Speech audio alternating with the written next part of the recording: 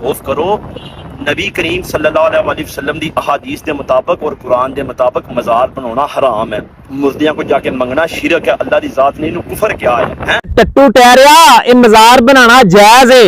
ये साडा कोई तुहाडा कोई वड्डा तेरा कोई अब्बा आलमे दीन गल करेगा ना ते मज़ार बनाने दे असीं दलाइल फिर देवांगे। तेरा सिर्फ ऑपरेशन करना है, तेनू दलाइल नहीं देने।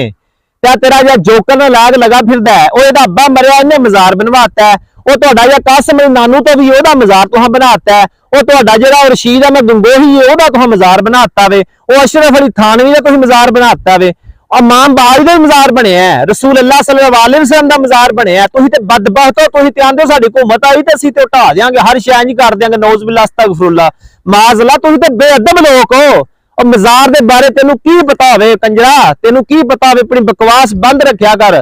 दीन का नहीं पता तो दीन का तंज ना उड़ाया कर, मजाक ना उड़ाया कर।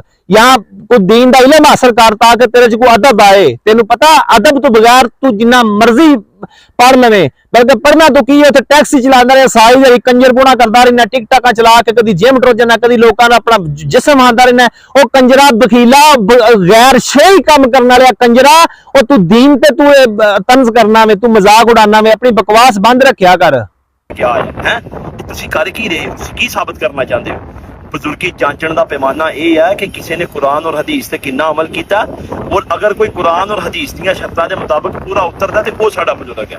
ये जिहड़े तुसीं पैमाने बनाए आ ना अल्लाह दी, ये काफर करदे सी, इदां ये यहूदी करदे सी, ये हिंदू और सिख करदे सी। खुदा दा खौफ करो, अल्लाह दी जात को डरो, आखिरत को डरो। इन्हां बाबियां ने तुहानू कोई नहीं बचाउणा।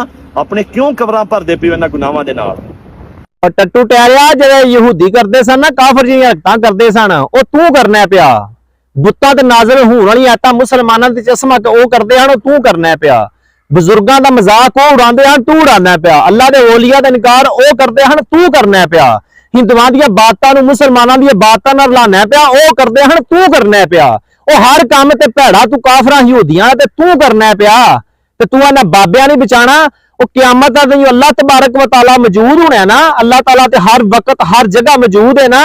ते सारे बंदे आदम अलैहिस्सलाम दे कोल जाना ते चलदे चलांदे जो रसूल अल्लाह सल्लल्लाहु अलैहि वसल्लम दे कोल आउणगे, शफाअत दा सेरा फिर उन्हां दे सेरे ते फिर उत्थे तेरे मुंह अड्डिया जाना है, तेरे आने गाला आ जाने ने। तेनू जो पता लगना रसूल दी इन्नी शान कि अल्लाह ने अज सेरा ही शफाअत दा अपने नबी दे जो सिर दे रख दिता वे। और रसूल अल्लाह सल्लल्लाहु अलैहि वसल्लम दी शफाअत तो बगैर तो कोई बंदा जन्नत जा ही नहीं सकता। बेअदबा।